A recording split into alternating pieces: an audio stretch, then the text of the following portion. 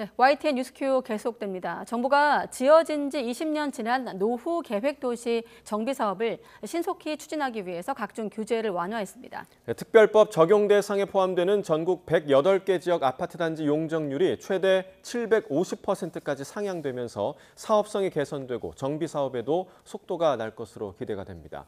경제부 윤혜리 기자와 자세한 내용 알아봅니다. 어서 오십시오. 네, 그러니까 정부가 오늘부터 특별법 시행령을 입법 예고했습니다. 먼저 이 법이 나오게 된 배경부터 한번 살펴볼까요? 네, 바로 그 배경, 주택 공급이 부족하기 때문입니다. 이미 지난해 부동산 경기 침체와 고금리, 급등한 공사비 문제로 인허가와 착공, 분양 실적이 모두 크게 줄었는데요. 지난 한 해 동안 누적된 주택 인허가는 전년 대비 25%나 줄어든 38만여 가구로 지난 2008년 금융위기 이후 역대 최대 감소폭을 기록했습니다. 또 주택 착공과 분양 물량도 크게 줄었고 네. 급기야 지난달에는 서울에 착공된 아파트가 단 한 곳도 없는 것으로 나타났습니다. 최근 부동산 경기에 대한 전문가 진단 먼저 들어보겠습니다. 거의 글로벌 금융위기 이후에 처음이라고 할 정도로 상당히 좀 좋지 않습니다. 특히 아파트 착공 실적은 지방 건설사들이 PF 위기로 해서 건설이 올스톱된 상태이기 때문에 지방보다도 오히려 수도권에서 착공 실적이 더 급감한 것으로 나타나고 있습니다. 네, 보셨다시피 그 고금리의 매수 심리도 위축된다가 그 시공사들은 사업비 조달이 어려워서 이 좀처럼 착공에 나서지 않고 있는 상황인데요. 그나마 수요가 있는 서울이나 수도권은 새로 아파트를 지을 부지를 구하기도 힘든 상황입니다. 따라서 정부는 각종 정비 사업 규제를 완화해서 노후 단지의 재건축, 재개발을 통해서 이 주택 공급을 획기적으로 늘리겠다 이런 구상을 하고 있는 겁니다. 네, 자 그렇다면 오늘부터 입법 예고된 시행령 어떤 내용이 주로 담겨 있나요? 네, 말 그대로 노후 도시를 정비 사업을 신속하게 추진하기 위해 각종 규제를 풀어주는 겁니다.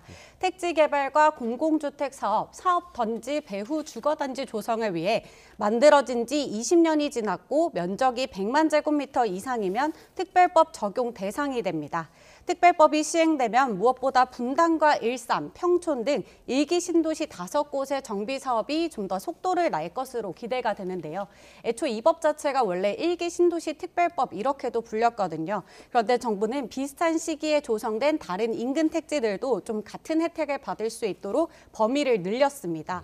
기존에는 단일 분지 면적이 100만 제곱미터 이상이어야 됐지만 인접지역과 구도심 또 유휴부지까지 면적을 합치면서 이 특별법 적용 대상이 전국 51곳에서 108곳까지 2배 이상 늘었습니다. 네, 아무튼 법이 시행이 되면 1기 신도시 좀 사업이 속도가 날 것으로 기대를 모으고 있고 그 대상도 확대했다까지 들었는데 이렇게 해서 그 지역이 선정이 되면 어떤 좀 혜택이 이어지는 겁니까?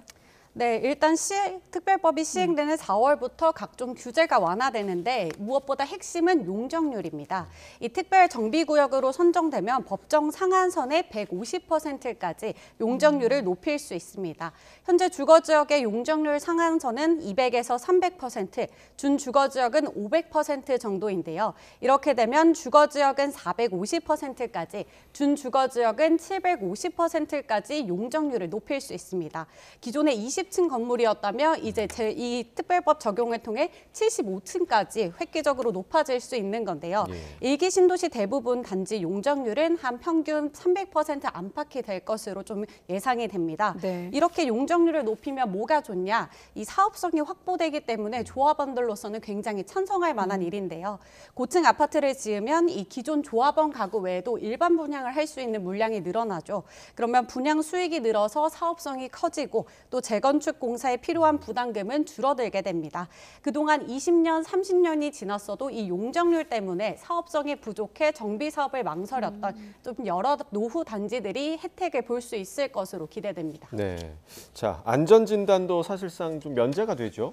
네, 맞습니다. 그동안 정비 사업 추진의 걸림돌로 여겨졌던 게 바로 이 안전진단 규제인데 이게 사실상 없어지게 되는 거나 다름없습니다. 인접한 부지들이 통합 재건축을 할 경우에 일정 비율 이상을 공공기업, 이른바 기부 체납을 하면 이 안전진단을 면제해 주는 건데요. 임대주택이나 사회기반시설 등 다양한 방식으로 용적률의 일정 비율 이상을 공공부지로 환원하면 됩니다. 또 공원과 녹지 확보 규제도 완화됩니다. 원래는 재건축을 할 때 세대당 녹지 2제곱미터를 추가해야 하지만 특별법 적용 대상은 이걸 따르지 않아도 됩니다.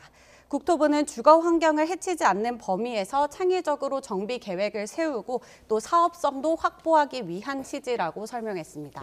네, 아무튼 이렇게 혜택을 주면 정비 사업 추진도 더 속도가 날 것으로 보이는데 특별법 대상으로 새로 추가된 지역이 또 있다고요?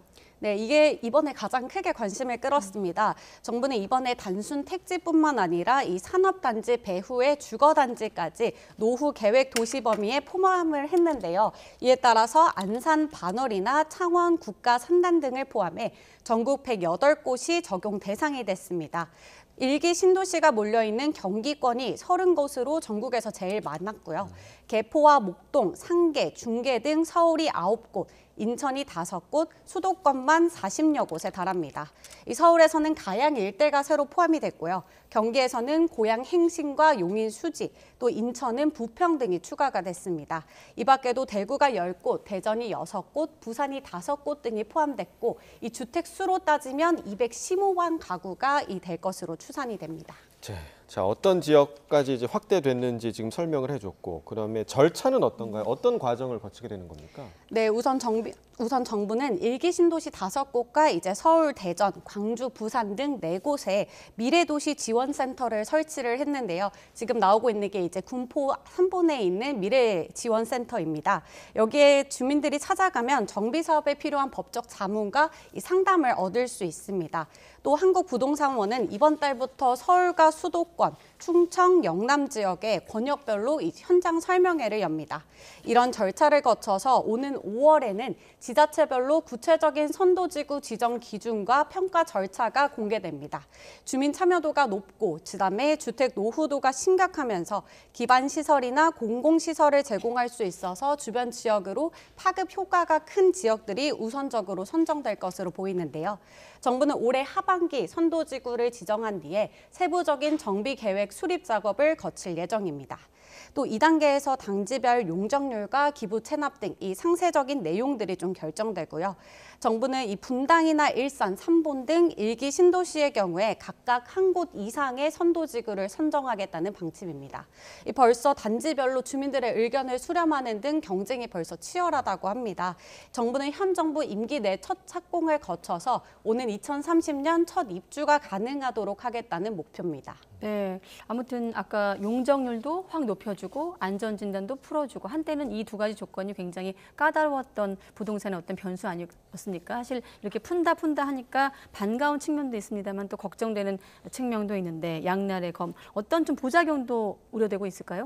네, 맞습니다. 우선 일기 신도시 인접한 지역에서 한꺼번에 재건축, 재개발이 이뤄질 경우인데요. 네. 지나친 고밀도 개발에 대한 이 우려도 제기되고 있습니다. 또 기존에 살던 사람들이 전셋집을 찾아 나서면서 대규모 이주 대란이 벌어질 수도 있습니다. 또 용적률을 천정부지로 높이게 되면 이 공사 기간과 사업비도 자연스럽게 늘어날 수밖에 없는데요. 네. 용적률 상향이 아까 말씀하신 대로 양날의 검이 될 수 있어서 조합원들의 동의를 얼마나 이끌어낼 수 있을지도 관건입니다. 또 이미 리모델링을 추진하던 단지들 가운데 재건축으로 사업 방향을 선회하면서 주민들의 의견이 갈리거나 조합 내분이 뒤따르는 곳도 이미 생겨나고 있습니다. 무엇보다 주민들의 의견을 수렴해서 선도지구를 중심으로 질서 있는 정비 사업을 추진하는 게 필요해 보입니다. 네, 질서 있는 정비 사업까지 윤 기자가 강조했습니다. 경제부 윤혜리 기자였습니다. 수고했습니다.